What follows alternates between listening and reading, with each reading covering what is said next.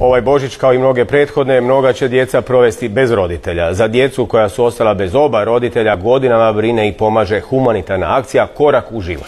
U posljednjih 5 godina osigurala je 151 stipendiju za studente iz domova za nezbrinutu djecu i udomiteljskih obitelji. A tko su neki od studenata kojima je ova plemenita akcija osigurala korak u život, pogledajmo u reportaži. Mislav i Sanja su vršnjaci, nisu se nikada upoznali, a imaju toliko toga zajedničkoga. Kad sam imao 8 godina, dakle 99. godine, meni je majka umrla i nakon toga ja i sestra, ja i dvije sestre, ostali smo živjeti s ocem. I onda je otac 2005. Isto od srčanog preminio.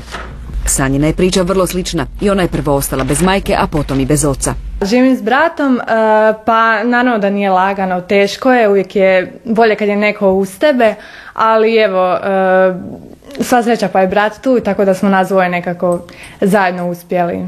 Mislav studira građevinu u Splitu, a Sanja ekonomiju u Osijeku. Oboje su studenti 3. godine. Sve idem redovno i najlakše mi je tako da očistim godinu i svaki put iznova krenem i evo, sretna sam pošto mi to za sad mi dobro ide.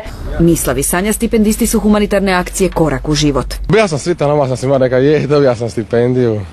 I mislim, hvala im. Stipendija naravno jako puno mi olakšava pri mom školovanju. Troškovi su na primjer stana 700 kuna, zatim tu su i režije, ponekad su više, ponekad su manje. U svakom slučaju jako dobro mi dođe. Bez roditeljske zaštite ovim mladim ljudima nije lako koračati u život. Jako puno volim pjevati, sad baš nemam toliko više vremena za pjevanje. Prije sam u crkvenom zboru pjevala, u folkloru sam bila, sada je prva stvar mi je fakultet. Nije baš bilo lako kroz sve to prolazi, tako da, ali život ide dalje. Uz pomoć Koraka u život, Sanja i Mislav hrabro koračaju dalje.